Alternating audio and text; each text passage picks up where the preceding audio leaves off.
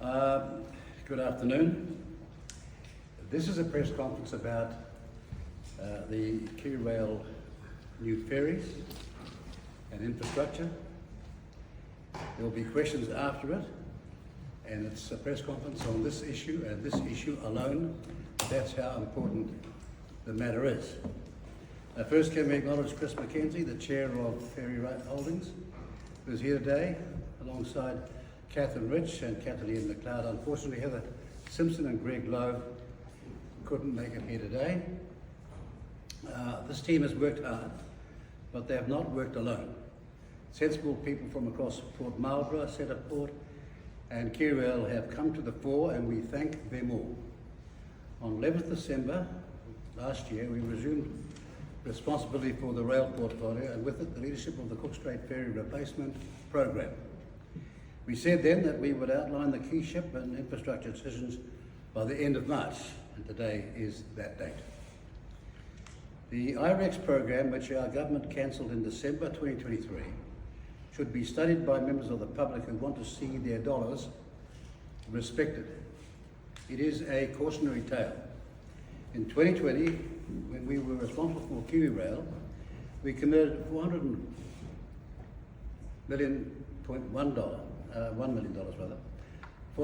million as a taxpayer contribution to buying 2 new ferries and readying the infrastructure for them. Back then, the total cost of that program was supposed to be $1.4 billion, with most costs financed by KiwiRail and the ports. Today, we're announcing that we're saving the taxpayers billions. That arrangement back then placed a commercial incentive on the companies to keep the costs low. What happened between 2021, when the ship contract was signed, and 2023, when the truth came out about this project, is as follows. The project leaders approached this task as though they were pricing the job, not delivering it. They did so because the previous government gave them every reason to believe they would get their way. The only method to stop behaviour like that is to do exactly as the Minister of Finance did in December 2023. Today we have vindicated the decision of the Minister of Finance to stop the old project. Project IREX was said to cost $3.1 billion according to KiwiRail, while officials warned the previous government that it would approach $4 billion, and even above that. Taking a charitable view of the world, by accepting KiwiRail's estimate, that meant the infrastructure costs alone would be no less than $2.6 billion. The vast bulk of this cost was expected from you, the New Zealand taxpayer. We said no. We said we could do better. So here is what we will do. By Christmas 2029, 2 new inter-island ferries will enter service on the strait. They will get you, your family, the caravan, the dog, and all the rest across the strait, which is what New Zealanders want to happen. New ferries mean we are buying for a full service life of 30 years. We are looking to the long term. These ferries will be about 200 metres in length and about 28 metres in width. That is longer and wider than the current inter-island ferry fleet of 3, meaning it has capacity to serve current and future demand. Both ferries will have capacity for 1,500 passengers. Crucially, these ferries will be smaller than what the previous government contracted in 2021. That saves us materially on infrastructure. The Cook Strait is also an essential connection for the movement of our goods and services. It has a freight task to serve, and these ferries will do exactly that. Trucks will drive onto these ferries. Rail will shunt onto these ferries. Both ferries will have 2.4 kilometres of lanes for trucks and cars, with space for 40 rail wagons. Again, both ferries will have 2.4 kilometres of lanes for trucks and cars, with space for 40 rail wagons. We serve both because they serve every business stretching across our provinces and our cities in New Zealand. The reason for this is just plain common sense. Road-only ferries would require us to reconfigure the whole operation at considerable costs. Road and rail ferries mean we shunt large freight volumes in single movements. That saves time, and time saves money.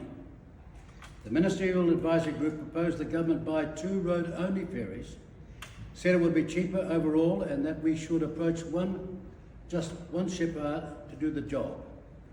That is, the old group, Ministerial Advisory Group, said buy 2 road-only ferries, it'll be cheaper overall and that we should approach just one shipyard to do a deal. We did not accept that advice. We believe in competitive tenders and a full appreciation of what best serves our country. The road-only ferries came out as more expensive than buying road and rail ferries.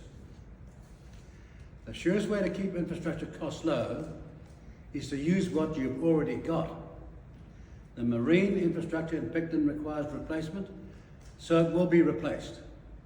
The marine infrastructure in Wellington has life left in it, so we will modify and keep using it. This level of pragmatism was completely absent under IREX. The road and rail marshalling yards will be modestly modified, but not completely renewed like under IREX. These yards were built by our forebears.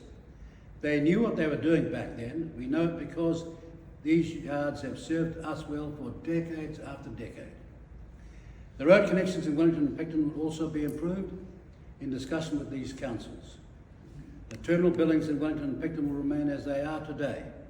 While some may regret the absence of a Taj Mahal in Picton and a Sydney Opera House in Wellington, the people paying their taxes will not. And need we remind you that the main experience people have when they wait to board the ship is not the terminal building, it's their own vehicle. For those walking on, it's the ship that gives the experience, not the walkway.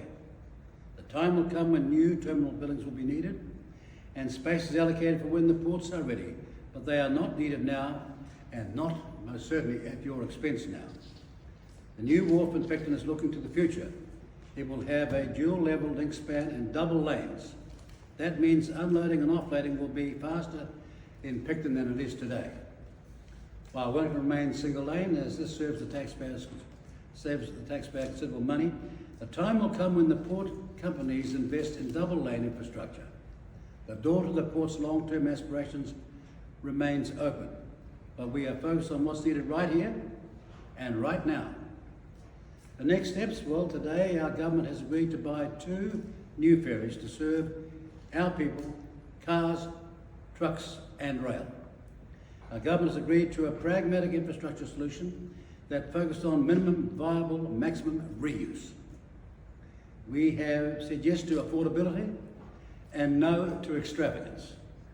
This gives the small ferry holdings team the mandate they need to negotiate a good ship contract with commercial shipyards. Ferry Holdings now has key ship decisions, which enables them to finalise the ship specifications and invite a short list of shipyards into the closed tender process.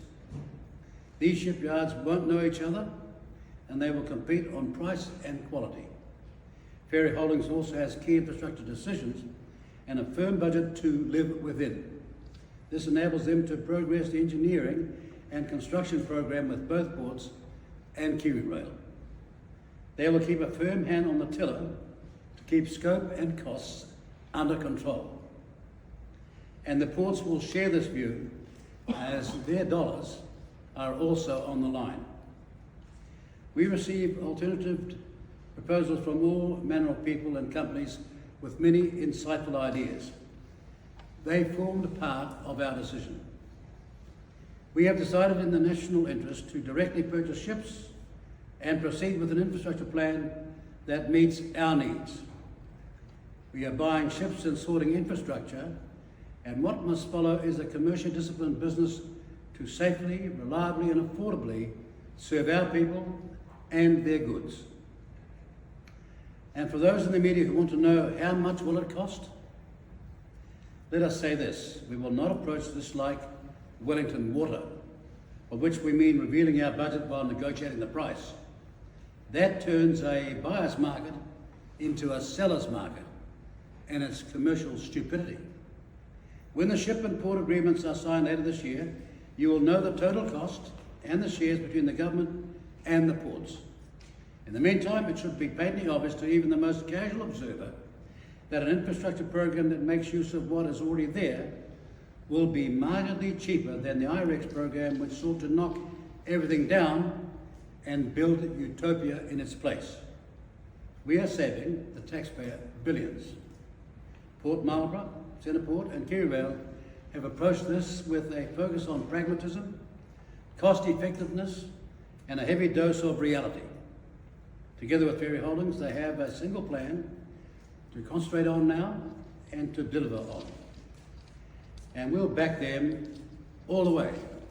Thank you very much. Any questions? Deputy Prime Minister, there was, and the Prime Minister has confirmed this, a situation where Nicola Willis had come up with a plan, but you were given some extra time to come up with your own. Could you give us a little bit more detail as to whether this idea around these multiple different companies bidding for the ferry was your idea, or do you have one specific contract in mind in amongst those various different contractors that are bidding, that is your plan, and Nicola Willis has another one?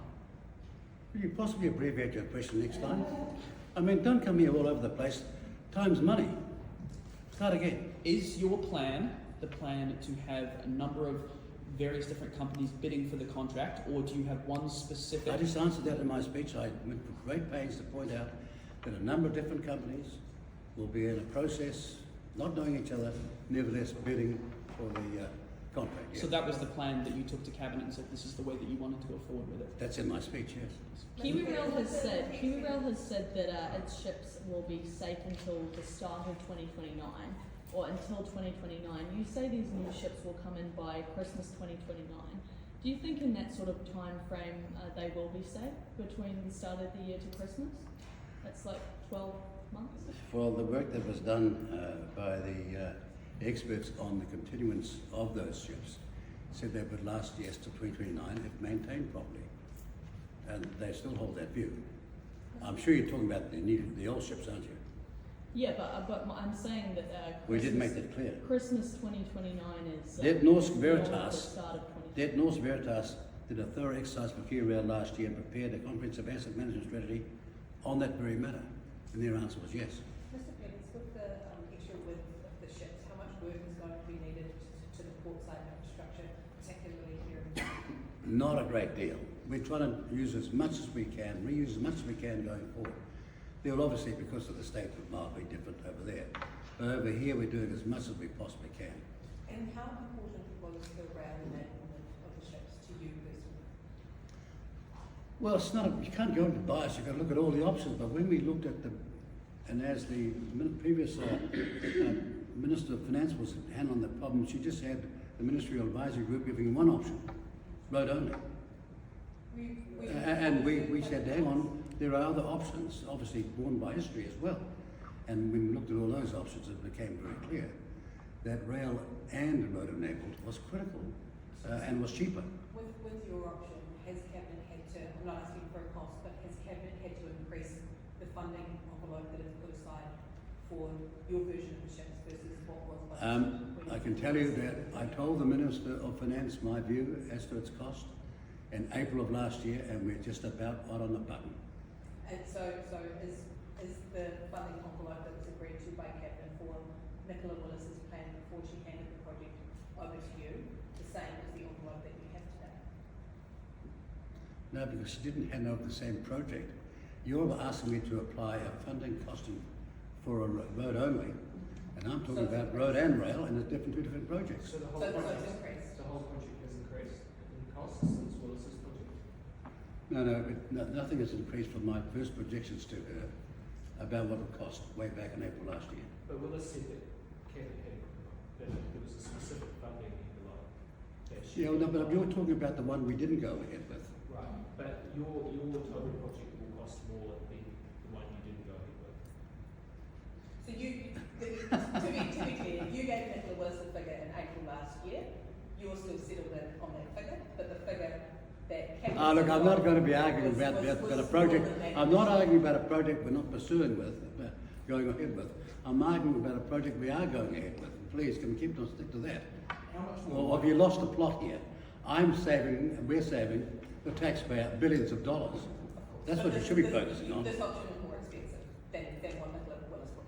A whole lot less expensive than what we faced. Yes. How much more life is left in the marine? The only projects there was, I've got to tell you, was IREX or this. That's why we have this conference today. There's not another one. It's IREX or this.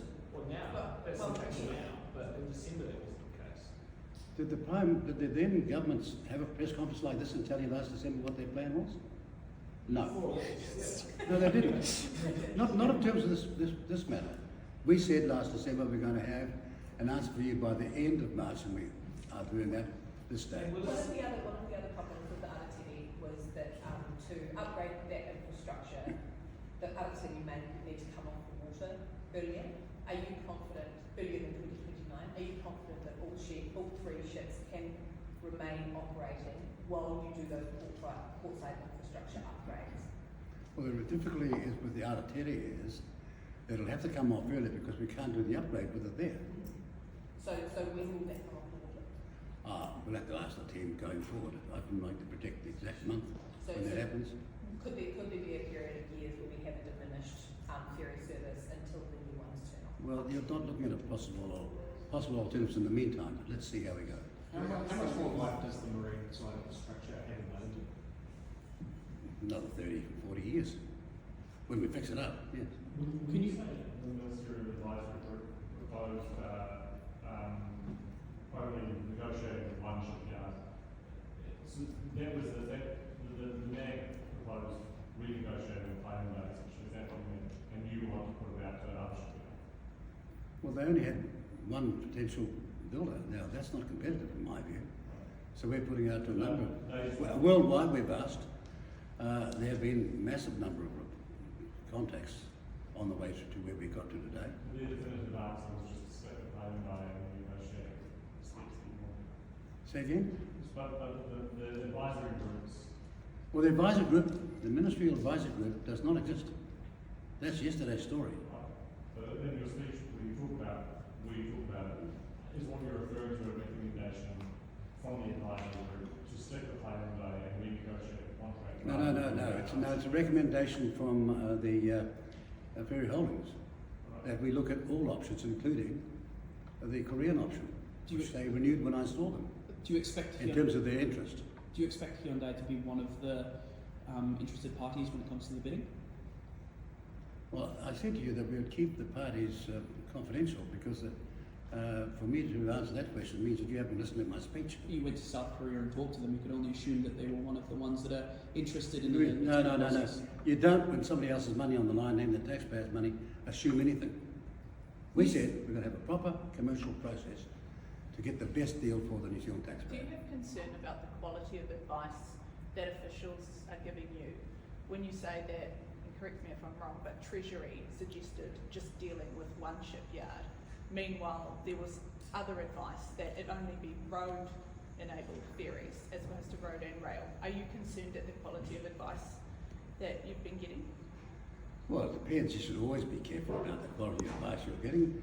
Some of the advice has been very, very sound. Some of the advice has been revised advice, sort of come to actuality to the client. And so we've trusted in that advice, but we've done what had to be done. We've looked at all the options.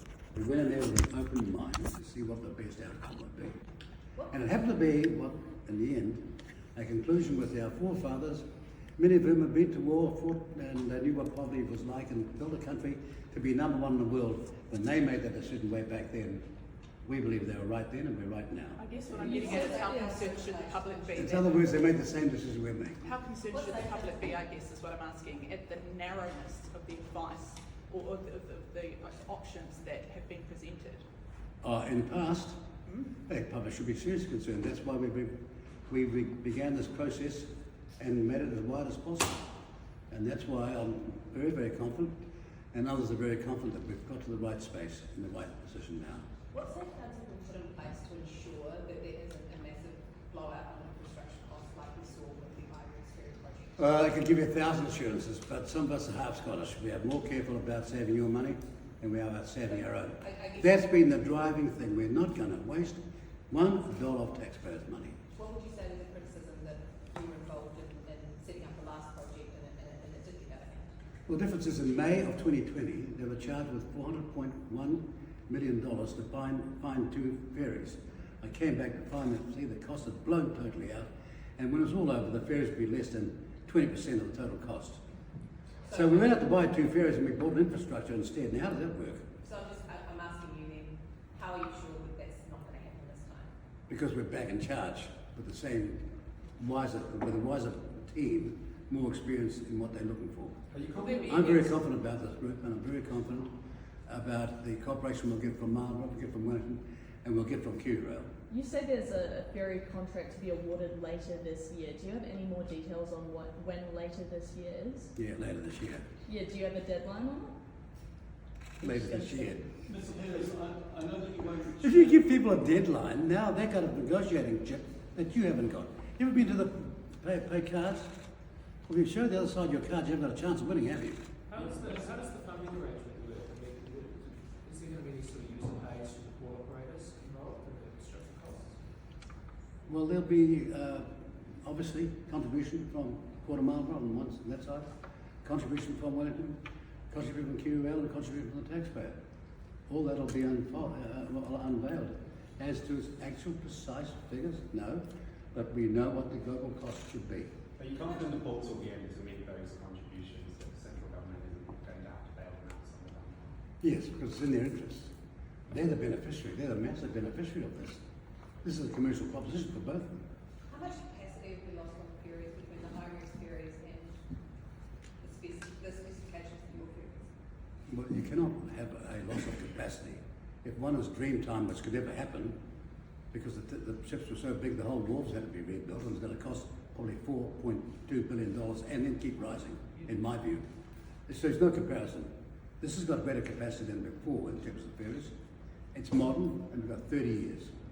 With all the assets of every modern technology on these, they're far more manoeuvrable, and we're far safer to have them. But do you see the prospect going down the track? You know, you might have a third ferry in 10 years from now, all that to add. Yeah, well, I might be out in 10 years' time and find a third one, but we'll see on the way through how we go with these. Anything's possible. You opened up, I think it was, alternative ideas tender as well, I think it was called. Did anything emerge from that you put forward today? Well, of course, we took every application or every piece of advice. I can't remember exactly how many came and talked to us, but we listened to them all. I think there were 26 different outlets came and spoke to us. So, all in all, there were alternative ideas. I don't quite get the gist of your question. Can you give us a flavour of all those alternative ideas that they want? 3 ferries? Oh, look, this will be a long conference. I told you what the 26 different ideas were. But can you give us the examples? And I dare say, won't be appearing in your Herald anyway. Mr. Peters, can you provide us with a description of the marine infrastructure that's needed at Exeter? Yes, we can, but look, there's quite a lot has to be done there because a lot of it's obsolete. There has to be some road accommodations for road, make it far more efficient. There's a lot of work to go there. Can I just show you a map, though, that maybe gives you a better idea of how it will look? This is I'll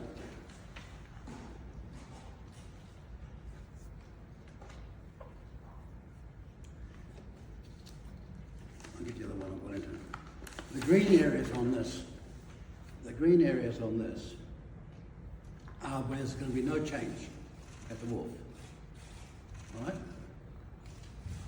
That's Auckland, that's Wellington, and that's Picton. So that's the difference between our plans and what we're going with now. And I know that you're not willing to share costs regarding the ferry selling commercial sensitivity, but are you willing to put any kind of a number today for us in terms of what that port infrastructure costs? No. Why not?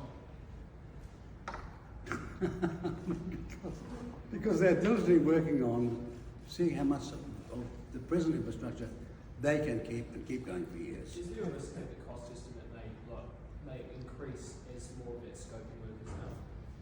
No, we've done the scoping work, that's the point.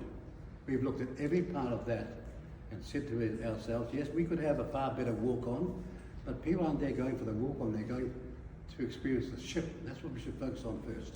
Do you have any response to the Green Party who today said that you're fanning the flames of disinformation? Do you have any response to when I told you that this is about the Kiwi round? I understand that, Mr. Peters, but you've been No, you don't very understand. vocal You don't on the understand at subject. all. If there are no more questions, that's it.